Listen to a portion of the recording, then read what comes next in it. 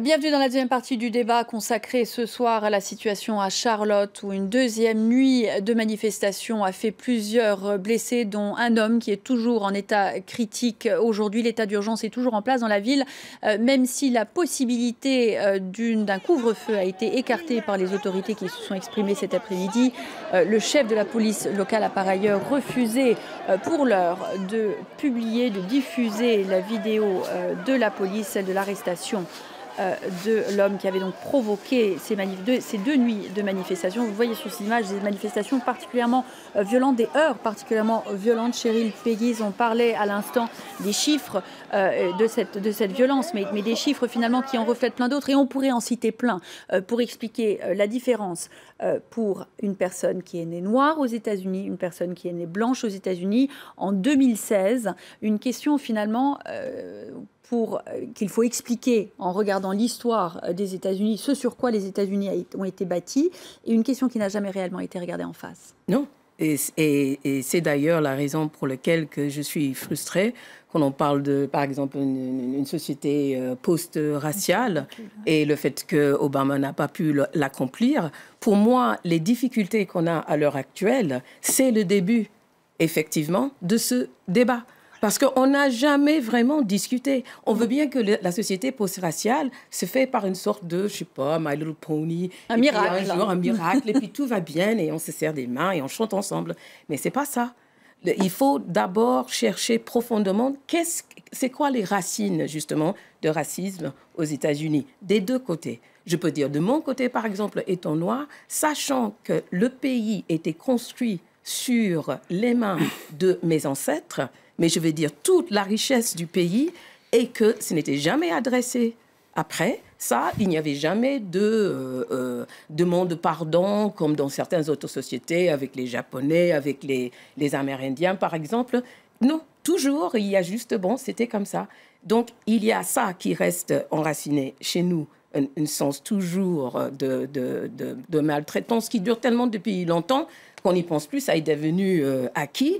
Et puis de l'autre côté, le fait que les Blancs, comme l'a dit Michael Moore dans son fameux film, attendent toujours les représailles et au niveau de leur culpabilité pour avoir quand même visité ça sur tout un peuple. Oui. Excusez-moi, tant qu'on n'a pas adressé... Et donc une posture finalement de peur de la part d'une partie de la population américaine. En plus, de culpabilité judéo-chrétienne qui débouche sur une peur panique. La police, quand Donald Trump, la main sur le cœur, dit quand même cette policière, mais qu'est-ce qui lui a passé par la tête pour qu'elle tire sur ce malheureux noir? D'abord, on rêve ou on cauchemarde d'entendre Trump dire ça. Mais je pense qu'elle avait tout simplement peur, parce qu'il y a tout ce passif. Elle est terrorisée, elle a un grand noir, et elle ne regarde pas si c'est un livre ou quoi que ce soit, elle tire. C'est ça. Et c'est ahurissant, c'est terrifiant. Et cette peur, on la sent, donc on a beaucoup parlé du fait que le policier en question, pas à Tulsa, mais cette fois-ci à Charlotte, Dominique Simonet, était lui-même noir. Est-ce la confirmation, finalement, qu'il y a véritablement un problème de racisme institutionnalisé? C'est-à-dire que cette peur de l'homme noir... Même un noir, finalement, une fois qu'il a un uniforme de police, peut la ressentir. Bien sûr. Bien sûr, effectivement, on parle de racisme quand c'est plutôt un blanc qui va tirer sur un noir ou inversement, ce qui se produit moins. Mais c'est une forme de racisme entre guillemets, mais qui est incrusté, qui est repris. Vous avez des femmes qui défendent des machistes. Donc c'est pas. Je crois que le débat est bien posé. La question effectivement est celle de la société tout entière, de la manière dont elle s'est structurée. Je dis, il y a des choses quand même qui ont avancé. Il y a une classe moyenne noire qui s'est développée. Il y a eu un premier président noir. C'est quand même pas rien. Ça a été une révolution non seulement pour les États-Unis mais pour le monde entier. La First Lady Michelle Obama était descendante d'esclaves, et elle a été exemplaire. Elle a été absolument. Elle a représenté justement une dignité, une forme de prestance qui était assez étonnant quand on voit même d'ailleurs dans l'histoire des First Lady, et c'est une femme remarquable. Donc il y a eu quand même beaucoup d'avancées. Mais ça n'adresse pas la culture de la peur.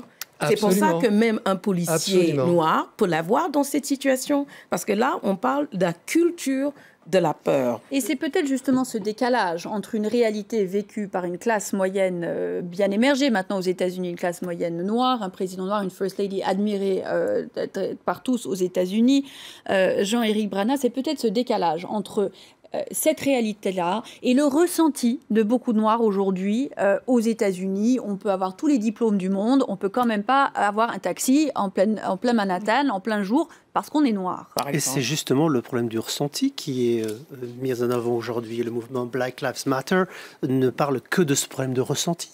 Aujourd'hui, les Noirs réclament une reconnaissance au niveau de la nation. Vous parlez, bien entendu, qu'il y a une montée d'une classe moyenne, même supérieure noire, on la voit, mais les chiffres sont quand même assez décevants quand on regarde le salaire médian, 35 300 $ pour un noir, quand c'est 62 000 pour un blanc. On est encore dans un écart qui est phénoménal. Sur un salaire médian national qui est de 53 000 $, les Noirs sont encore vraiment très en dessous. Alors, pour revenir à toute cette chaîne d'événements qu'il y a eu avec, vous avez cité la Longue-Britannie depuis 2012, vraiment le début Trayvon Martin, Freddie Gray, Michael Brown. Tamir Rice, la liste est longue. Mais oui, Tamir Rice. On a des enfants de 12 ans, de 17 ans, des plus âgés. On a quand même eu un vrai problème au plus haut sommet de l'État. C'est vrai que c'est un président noir, mais il a été accusé très vite d'agir pour les Noirs. Souvenez-vous quand même, Sean Hannity, Bill O'Reilly sur Fox se sont levés très vite en disant « Oui, mais il gouverne pour les Noirs, ce président ». Et quand il a dit pour Trayvon Martin « Ah, ça aurait pu être mon fils, je me reconnais en lui », ça a été une levée de bouclier de la part, effectivement, comme le disait Dominique, du peuple blanc du Sud, qui a dit « Mais qu'est-ce que c'est que ce président que nous avons élu ? C'est pas le président de tous les Américains ».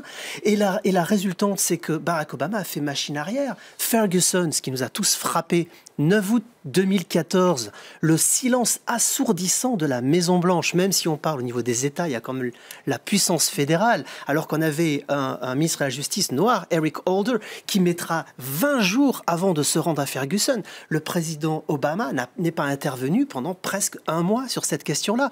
Quand on est noir aux États-Unis, à Ferguson, qu'on descend dans la rue pour réclamer la reconnaissance, on se tourne aussi vers son président en disant « Mais on attend que vous parliez, on attend que vous disiez quelque chose. » Et je terminerai, excusez-moi d'avoir été aussi long, la parole, vous parliez tout à l'heure il faut dépasser peut-être ce côté angélique de la société post-raciale. Mais c'est pas moi qui en ai parlé, c'est Barack Obama à son discours de Philadelphie. Et c'est lui qui en a reparlé au mois de juillet de cette année, c'est pas vieux, en disant à Dallas, après encore 2 assassinats ou 2 morts, vous le dites comme vous voulez, de Noirs par des policiers blancs, nous ne sommes pas aussi divisés que cela. Comment ça peut être reçu quand on est dans la colère ? C'est ça aussi sur lequel il faut se pencher et se poser la question. Je peux rajouter quelque chose. On est dans le contexte d'une élection importante et présidentielle. On a un des 2 candidats qui est en train de jouer avec cette peur dont vous venez de parler très précisément. C'est quelqu'un qui veut essayer justement de réveiller, et il y arrive d'une certaine manière, de réveiller cette vieille Amérique. Strategy. Ça marche à chaque coup.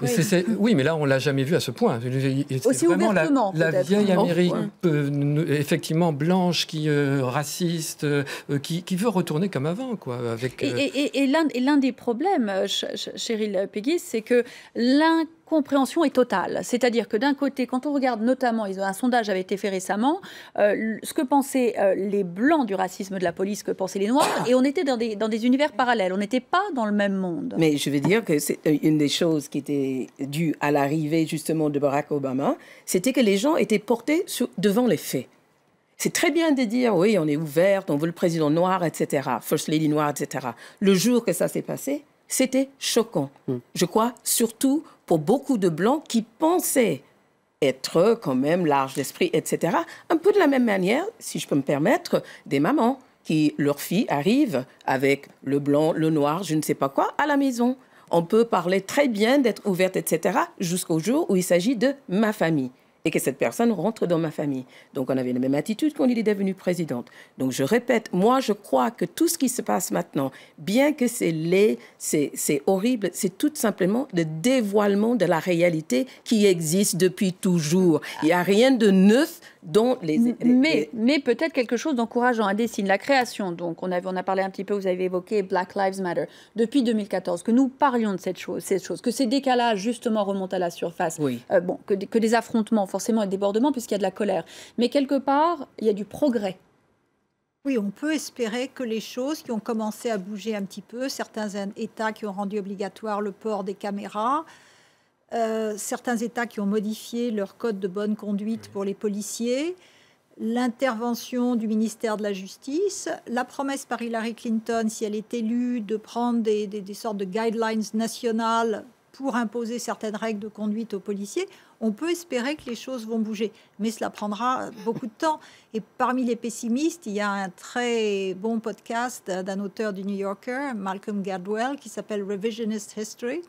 Et dans le numéro consacré à... En fait, il y a un des numéros du podcast où il montre que quand il y a un progrès considérable, ici le premier président noir, même si lui n'est pas descendant d'esclaves, il y a une sorte de bonne conscience de la population qui dit « Regardez, on a élu un noir » et ensuite il y a un backlash terrible. Et Trump, quelque part, c'est le résultat... Trop présent ce backlash. Voilà. Et il risque de se produire la même chose pour Hillary Clinton. Si elle est élue, on peut penser que les femmes vont payer pendant 30 ans. Alors, justement, quel sera selon vous l'impact de cette reprise, de ce regain de tension raciale sur...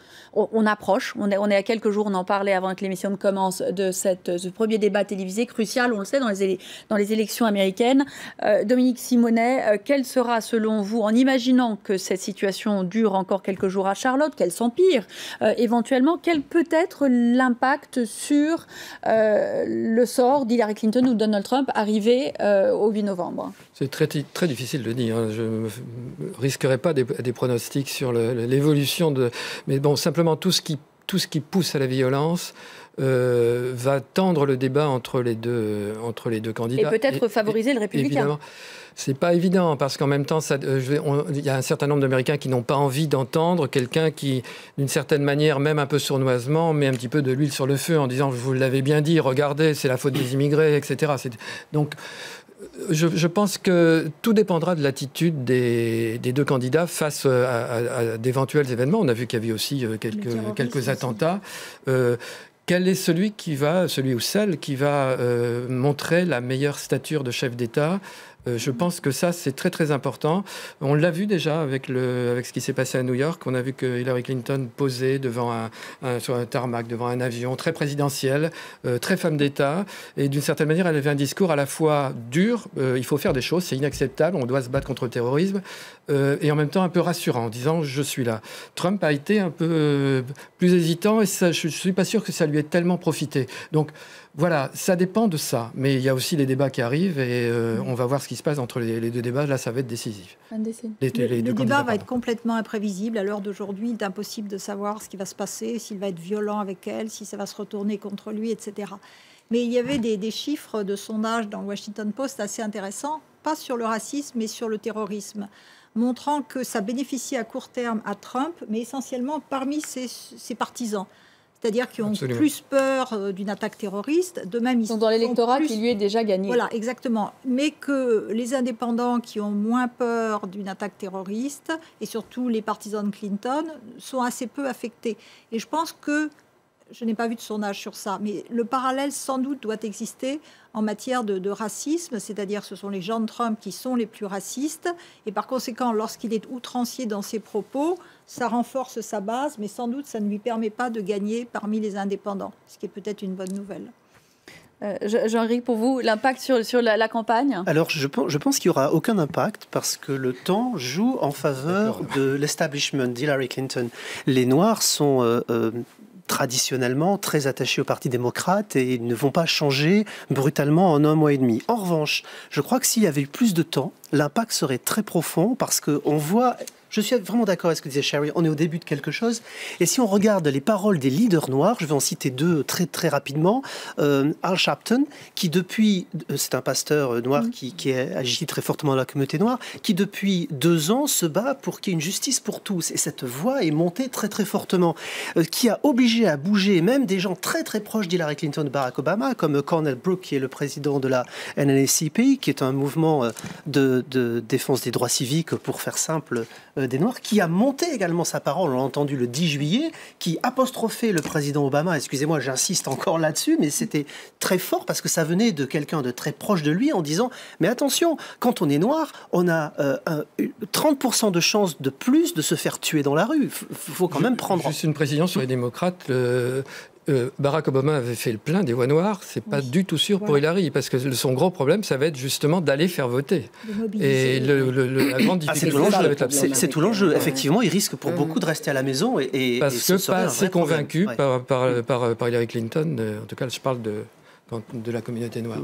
Pour revenir, Chirila, donc à Charlotte et à ce qui s'y passe en ce moment, on a vu l'état d'urgence mis en place, les autorités essaient de calmer le jeu, mais on peut s'attendre malheureusement à de nouveaux incidents. On les a vus suffisamment régulièrement pour pouvoir se dire que ça risque de se reproduire.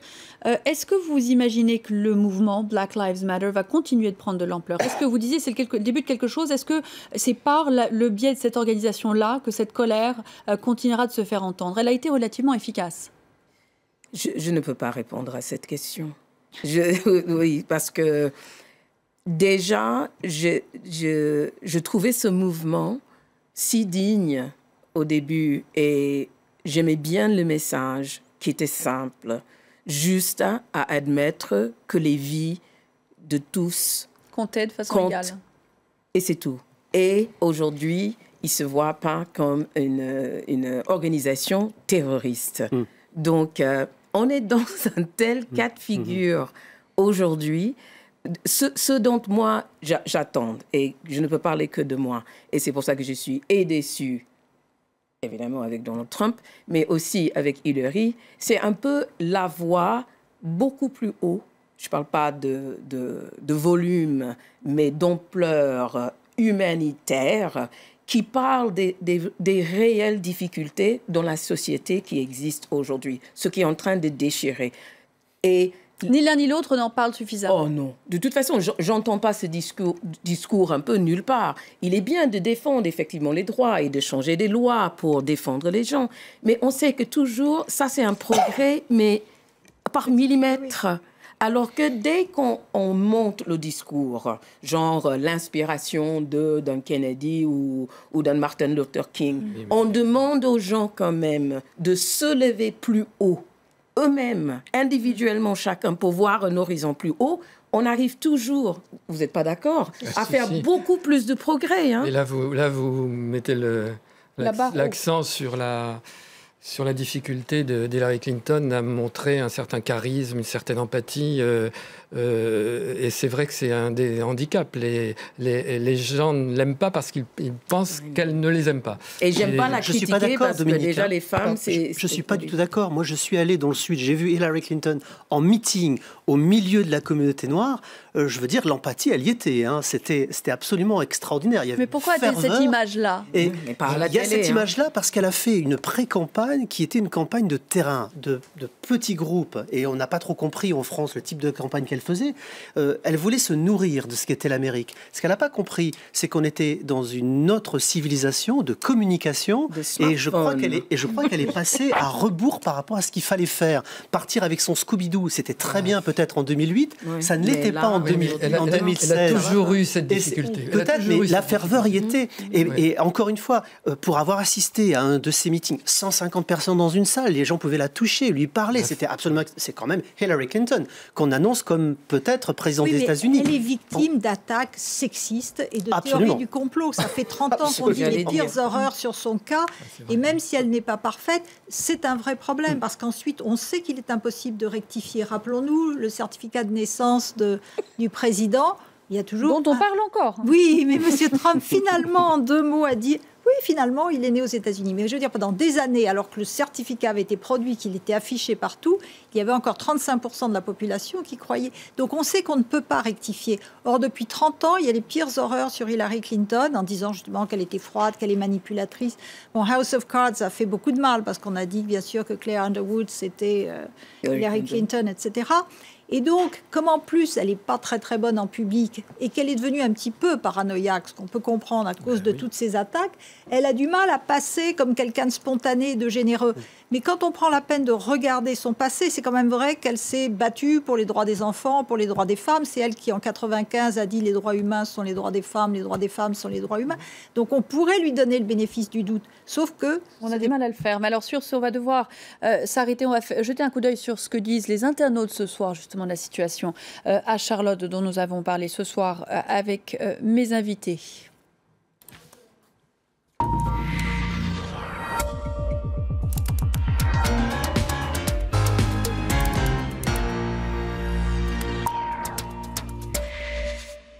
casse comme ça. C'est l'heure tout de suite d'un œil sur les médias. Inès Olagaray nous a rejoint. Bonsoir. Inès. On va continuer à parler de Charlotte, dont on a parlé donc ce soir, où je vous le rappelle, l'état d'urgence est en place. Les autorités craignent une nouvelle flambée de violence cette nuit. En particulier, Inès, des photos qui ont été très largement circulées sur les réseaux sociaux. Voilà, donc je vais pas revenir sur les faits. Je pense que vous l'avez largement fait pendant ces dernières heures. Moi, je voudrais revenir effectivement sur 2 photos qui ont fait le buzz sur les réseaux sociaux. La première photo, c'est celle-ci. On voit un rang de policiers anti-émeute. Derrière eux, il y a ce nuage de fumée et puis un bus avec une inscription en majuscule. Not in service, un signe. Dans la nuit, ça a quelque chose d'un peu fantasmagorique, mais pour les habitants afro-américains, on va dire, de Charlotte, eh bien, c'est très concret. Pour eux, c'est vraiment le symbole de la réalité de tous les jours. C'est la police qui n'est pas disponible pour eux, qui n'est pas à leur service. Alors, cette photo, elle a été largement reprise sur Twitter. Je vais vous montrer 2 exemples. Voilà. Cette photo de la police de Charlotte, c'est une très bonne illustration de la police de la culture en ce moment, not in service.